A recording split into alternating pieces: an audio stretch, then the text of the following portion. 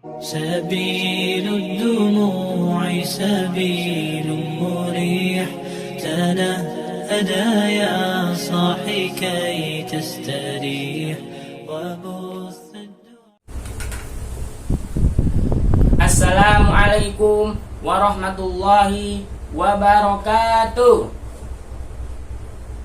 Innal hamdalillah nahmaduhu wa nasta'inuhu wa nastaghfiruh wa na'udzu billahi min shururi anfusina wa min sayyiati a'malina. May yahdihillahu fala mudhillalah wa may yudlilhu fala hadiyalah. Asyhadu an la ilaha illallah wahdahu la syarikalah wa asyhadu anna Muhammadan abduhu wa rasuluh. Amma ba'du. Anak-anakku yang Ustaz cintai dan Ustaz sayangi, apa kabar semuanya? Alhamdulillah. Semoga kalian diberikan kesehatan dan semoga apa yang kalian pelajari di sini bermanfaat untuk semuanya. Amin ya robbal alamin. Jadi di pertemuan kali ini Ustaz akan membahas sebuah kisah yang bertemakan seorang pemuda dengan sebuah apel. Kisah ini memiliki hikmah, kisah ini memiliki faidah. Jadi kalian dengar baik-baik, jangan ada bercanda, fokus. Ustaz akan menjelaskan, Ustaz akan menceritakan kisahnya.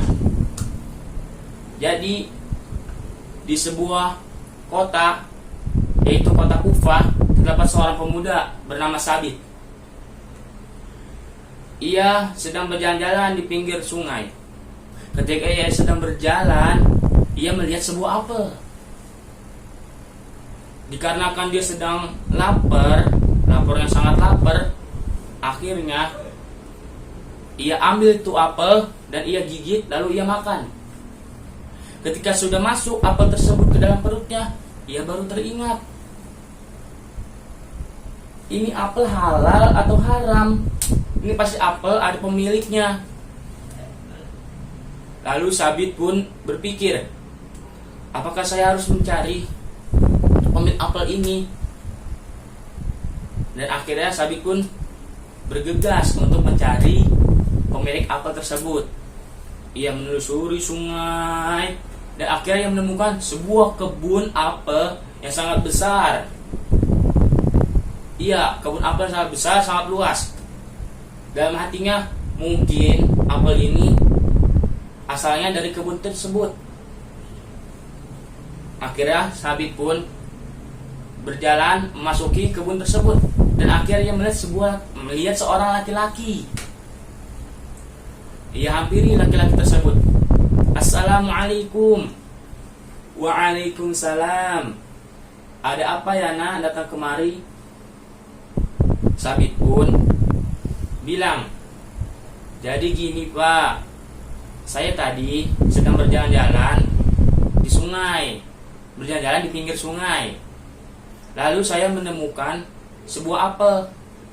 Dikarenakan saya sedang lapar, saya ambil apel tersebut dan saya makan. Ketika saya telah makan apel tersebut, saya baru teringat pak, ini apel halal apa haram? Saya masih ragu, takutnya itu termasuk syubhat. Jadi saya ingin meminta keridhaan dan kerelaan dari pemilik apel tersebut agar apa yang saya telah makan ini menjadi halal. Lalu bapak tersebut bilang, oh begitu nak, tapi sayang sekali nak, bukan saya yang pemilik kebun ini. Saya pun berkata, lalu siapa pak? Bapak tersebut menjelaskan, jadi pemilik kebun ini tinggalnya bukan di sini nak, tinggalnya jauh dari kebun ini. Ya paling jaraknya itu sekitar 5 mil. Tapi pun berkata, oh begitu ya pak. Ya sudah pak, saya akan menemui pemilik kebun tersebut. Kata bapak tersebut, ya sudah nak, hati-hati di jalan ya. Iya pak. Lalu Sabit pun berjalan menuju rumah pemilik kebun tersebut. Ketika dia sedang berjalan jauh dari kebun tersebut, dan akhirnya ia menemui rumah. Dia melihat sebuah rumah. Lalu ia berkata dalam hati, mungkin ini rumah pemilik kebun tadi. Langsung Sabit mengetuk pintu rumah tersebut. Ketika ia mengetuk pintu rumah tersebut, keluarlah seorang bapak-bapak. Lalu bapak-bapak tersebut berkata, ada apa ya nak, kamu datang kemari? Sabit pun menjelaskan lagi, jadi begini pak, tadi ketika saya di kota sedang berjalan, lalu sedang berjalan di pinggir sungai, saya melihat sebuah apel. Ketika saya melihat apel itu, dikarenakan kondisi saya sedang lapar, akhirnya apel tersebut saya ambil dan saya gigit, lalu saya makan. Setelah saya makan, saya baru teringat pak, apakah apel ini halal untuk saya makan? Sedangkan saya tidak tahu pemiliknya siapa. Dan akhirnya saya ingin menemui pemilik apel ini. Saya takut apa yang telah saya makan ini menjadi haram. Saya ingin meminta kerelaan dan keredoannya. Apakah Bapak ridho? Apakah Bapak rela atas apa yang saya telah makan ini? Bapak itu terdiam. Lalu Bapak itu berkata, demi Allah, saya tidak ridho dengan apa yang kamu telah makan. Dalam hati Sabit, astagfirullah, cuma karena satu apel. Bayangkan, satu apel tidak diridhoi oleh bapak tersebut. Akhirnya Sabit berkata, lalu bagaimana pak agar bapak ridho dan rela atas apa yang saya makan? Bapak tersebut bilang ke Sabit, saya akan ridho dan saya akan rela dengan apa yang kamu makan kalau kamu bisa memenuhi semua syarat dari saya. Sabit berkata, apa pak syaratnya? Insya Allah saya akan memenuhi semua syarat yang Bapak berikan kepada saya, asalkan saya diridhoi dan saya direlai telah memakan apel Bapak. Lalu Bapak tersebut bilang, jadi gini syaratnya, saya memiliki putri dan putri saya itu belum menikah. Apakah kamu bersedia menikahi putri saya? Lalu Sabit berkata, insya Allah pak, saya bersedia menikahi putri bapak asalkan saya direlain makan apel yang telah saya makan itu pak. Lalu bapak tersebut bilang, tapi kamu tetap yakin? Putri saya cacat loh. Putri saya itu buta, tuli, bisu, tidak bisa bangun dari tempat tidur. Bahkan tidak bisa berjalan juga. Jadi bagaimana? Kamu tetap yakin ingin menikahi putri saya? Dalam hati Sabit, ya Allah, cuma karena satu buah apel yang ia tidak tahu itu punya siapa, dia harus menerima semua hukuman atau semua syarat dari bapak tersebut agar direlain dan diridhoin. Sabit berkata, insya Allah pak, saya siap. Saya takut dosa, jadi saya bersiap menikahi menikahi putri bapak. Dan akhirnya bapak tersebut bilang, ya sudah, besok kamu langsung menikahi putri saya. Dan akhirnya Sabit menikahi putri bapak tersebut. Ketika dia telah menikah, bapak tersebut menghampiri Sabit. Dia berkata, setelah sholat isya kamu hampiri istri kamu di kamarnya. Lalu Sabit setelah sholat isya, ia bergegas menuju kamar istrinya. Ia mengetuk pintu kamar istrinya, lalu membuka pintu kamar istrinya dan mengucapkan salam, Assalamualaikum. Alangkah terkejutnya Sabit ketika mendengar suara wanita yang sangat lembut dan halus.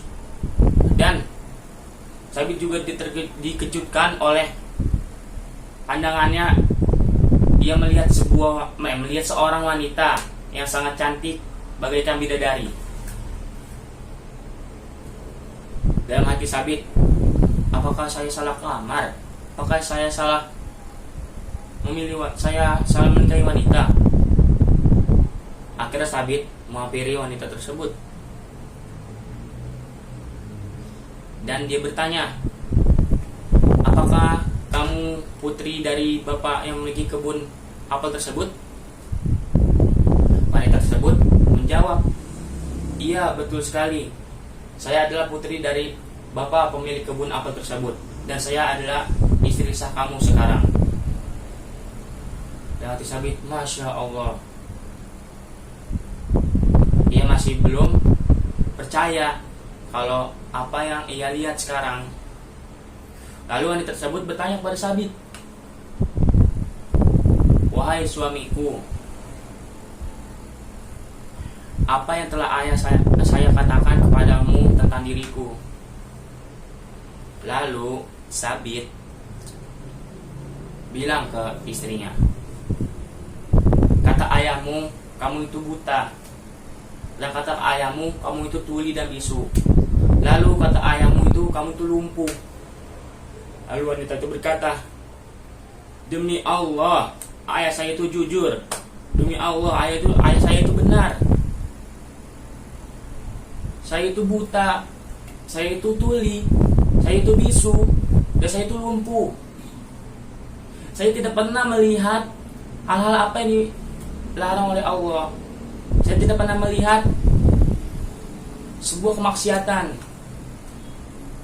Saya tidak pernah mendengar hal-hal apa yang dilarang oleh Allah. Saya tidak pernah berbicara kotor. Saya tidak pernah mengucapkan hal-hal yang tidak baik. Saya tidak pernah menggunakan kaki saya untuk melangkah ke tempat kemaksiatan.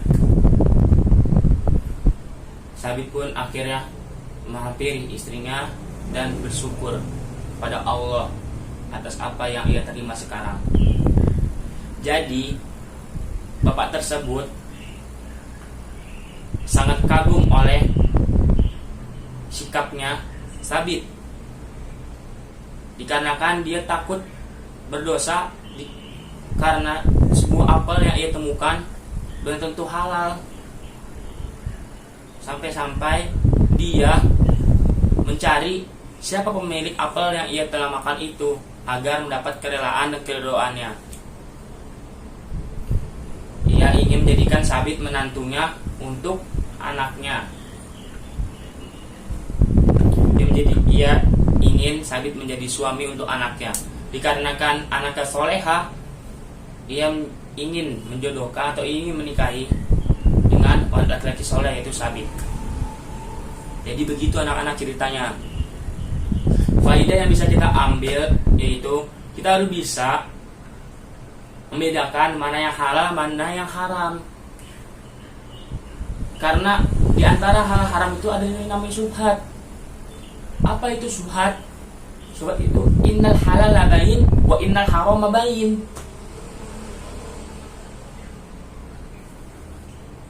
Jadi di antara yang halal dan yang haram, di tengah-tengah itu ada syubhat. Kita harus menjauhi namanya syubhat. Syubhat itu kita masih ragu. Misalnya Alif masih ragu. Ia menemukan sebuah mainan di kelas. Ia lihat ini kelas kosong, nggak ada yang punya, nggak ada orangnya. Ia menemukan mainan. Lalu ia pengen memilikinya atau mengambilnya untuk dia bawa ke rumah. Padahal dia belum tahu itu mainan punya siapa, itu halal atau haram.